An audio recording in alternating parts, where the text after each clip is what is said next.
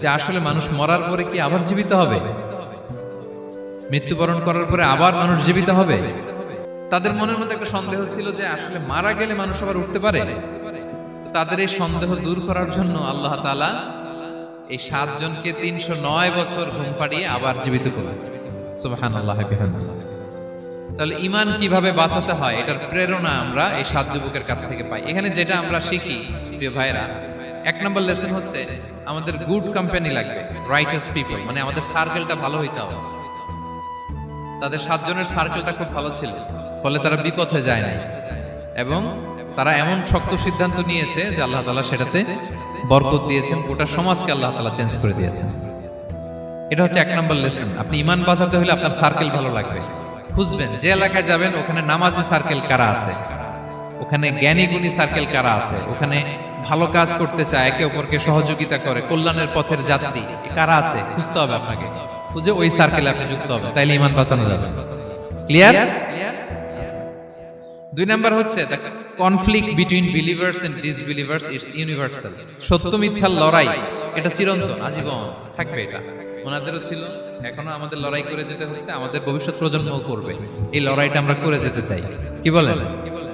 হ্যাঁ, থামা যাবে না, আমরা থামতে আসি নাই, আমরা এই লড়াইটা করে যাব, আমরা সত্যের কথা বলেই যাব ইনশাআল্লাহ। বলেন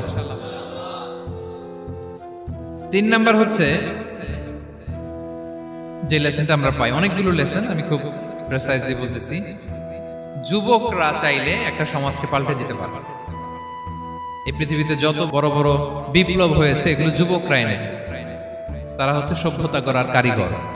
আসহাবে কাহাফ আমাদের এই সময়ের নওজওয়ানদের জন্য প্রেরণা, তারা আমাদের জন্য প্রেরণার বাতিঘর। তারা যেমনি ঈমানকে রক্ষা করেছে, আমাদের যুবকরা চাইলেও তাদের ঈমানি চেতনাতে স্পিরিট দিয়ে সমাজটাকে পাল্টে দিতে পারে। কি বলেন?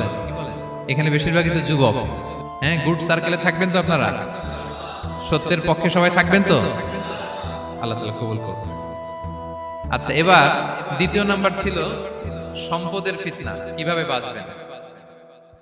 আসহাবে কাহাফের পরে সূরা কাহাফে আল্লাহ তাআলা একজন বাগানওয়ালার ঘটনা বলেছে। 2 জন বন্ধু, একজন একটু গরিব, সে বিশ্বাসী, আরেকজন ধনী, সে অবিশ্বাসী। তাকে আল্লাহ তাআলা বিশাল বড় খেজুরের বাগান আর আঙ্গুরের বাগান দিয়েছেন, বিশাল অনেক বড় বিজনেস ম্যাগনেট। তো এই সম্পদের অহংকার সে করত।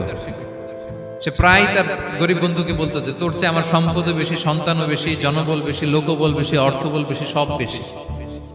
অহংকারে তার পা মাটিতে পড়তো না। আর সে আখিরাতে অবিশ্বাস করত এবং সে বলতো যে এই সম্পদ আমারে বাঁচাবে, চিরকাল আমাকে স্মরণীয় করে রাখবে, এই সম্পদ কোনোদিন যাবে না। অনেক বড় বড় ধনীরা আছে, তারা এরকম মনে করে যে আমি এত বড় সিআইপি, হ্যাঁ, আমি এত বড় বিজনেস ম্যাগনেট, এই দিন বোধহয় আর চেঞ্জ হতে পারে না, আমার আজীবনই বোধহয় এত পাওয়ার থাকবে, এত সম্পদ থাকবে। এটা ভুল ধারণা। এটা কি ভুল ধারণা? এই যে তুরস্কে দুর্ভিক্ষ হইল না, আপনারা দেখছেন না যে অনেক সম্পদের মালিক বাড়ি ঘর ভেঙে রাস্তার ফকির। এখন ওই যে রিফিউজিদের জন্য যে খাবার আসছে ওখানে লাইনে দাঁড়াইছে, কারণ এখন লাইনে না দাঁড়ালে খাবারও তো মিলবে না। 1000 কোটি টাকার মালিক ছিল, ভেঙে চুরে সব শেষ। এখন রিলিফের নেওয়ার জন্য দুস্থদের কাতারে ওখানে দাঁড়াইছে, কারণ দাঁড়াইলেই কিছু খাবার পাওয়া যাবে, খিচুড়ি পাওয়া যাবে, তা না হলে তো খাবারটাও মিলবে না। এই যে বঙ্গবাজারে আগুন লাগলো আমাদের বাংলাদেশে, 20টা-25টা দোকান ছিল অনেকের যাদের অন্যান্য বিজনেস আছে তারা হয়তো সার্ভাইভ করতে পারতেছে, কিন্তু এমন অনেক ব্যবসায়ী ছিল সব শেষ, জ্বলে পুড়ে, তার টাকা পয়সা পুঁজি স্বপ্ন সব শেষ। তো ধনীকে গরিব বানাতে আল্লাহর 1 সেকেন্ডও লাগে না। ওই বিশাল প্রাসাদ থেকে টেনে ভাঙ্গা থালা হাতে দিয়ে রাস্তায় নামাইতে আল্লাহর কয় সেকেন্ড লাগে বলেন তো? 1 সেকেন্ডও লাগে না।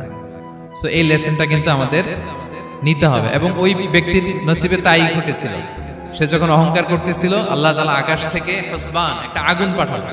ওই আগুন এসে তার আঙ্গুরের বাগান, তার খেজুরের বাগান, বিশাল মাইলকে মাইল এই বাগান জ্বালিয়ে পুরো মুহূর্তের মধ্যে সারখার করে, এবং মুহূর্তের মধ্যে সে পথের ভিখারি, ফকির। এই ঘটনাটা এনে আল্লাহ তাআলা সম্পদশালীদেরকে রিমাইন্ডার দিলেন যে এই সম্পদের ফিতনায় তোমরা পড়ে যেও না। আমরা সম্পদশালী হলে বাস্তবতা অনেক সময় ভুলে যাই। সূরাতুল হুমাযাতে আল্লাহ তাআলা বলেন ইয়াহসাবু আন্না মালাহু আখলাদা। সম্পদশালীরা মনে করে এই সম্পদ আমাকে চিরকাল বাঁচিয়ে রাখবে। চিরকাল বোধহয় এই সম্পদ আমার হাতে থাকবে না, এটা হাতের ময়লা, আজ আছে কাল নাই, যে কোনো সময় চলে যেতে পারে। এটা হচ্ছে ম্যাটেরিয়ালিস্টিক আউটলুক, বস্তুবাদী চিন্তা থেকে এই আমাদের ধনী ভাইদের এই সমস্যাটা হয়। ভোগবাদী চিন্তার প্রভাব আর কি। সম্পদ যখন হাতে থাকে ধরাকে সরাজ্ঞান করে, মনে করে যে সবই আমার কন্ট্রোলে। না, আপনারে ওই গরিবের কাতারে আনতে, ওই রিলিফের সম্পদ নেয়ার জন্য ওই লাইনে দাঁড় করাইতে আল্লাহর 1 সেকেন্ডও লাগে না, এটা খেয়াল রাখতে হবে। আমরা যখন প্রাইভেট কারে চড়ি, মাঝে মাঝে অনেকে এসে হাত পাতে, এদেরকে ছোট করা যাবে না। গল্পটা আল্লাহ ভিন্ন করতে আল্লাহর 1 সেকেন্ডও লাগে না। ওইদিকে আমি দাঁড়ায় হাত পাততাম আর উনি প্রাইভেট কারে বসে থাকতো। আল্লাহ চাইলে এরকম করতে পারতেন না? পারতেন। তো এখান থেকে আমাদের জন্য শিক্ষা হচ্ছে, সম্পদ এটা ক্ষণস্থায়ী, আজ আছে কাল নাই, এটা ক্ষণস্থায়ী, এটাকে এভারলাস্টিং মনে করা যাবে না। এভারলাস্টিং হচ্ছে আখিরাত। ওয়ালাল আখিরাতু খায়রুল লাকা মিনাল উলা, আখিরাত তোমার জন্য দুনিয়ার চেয়ে শ্রেষ্ঠ।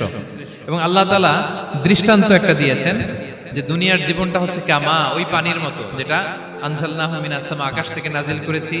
ওই পানি ক্ষেতের মধ্যে পড়ে ফসল, ফুল ফসল হয়েছে।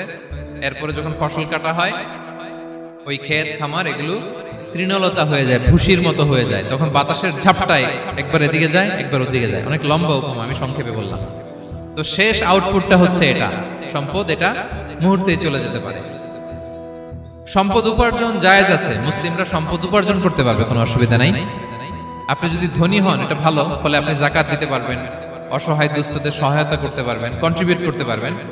আপনি সম্পদ হাতের মুঠোয় নেবেন, কন্ট্রোল করবেন, কিন্তু এই দিকে স্থান দিবেন না, দ্যাটস ইট, তাহলেই হবে। আমরা সম্পদ কি করতে পারবো? উপার্জন করতে পারবো, কিন্তু হৃদয়ে স্থান দিতে পারবো না। হৃদয়ে স্থান থাকবে আখিরাতে। এই মাইন্ডসেট যদি আপনি গড়ে তোলেন, তাহলে সম্পদের ফিতনা আপনি কখনো পড়বেন না। এই পয়েন্টটা কি ক্লিয়ার সবার? ক্লিয়ার।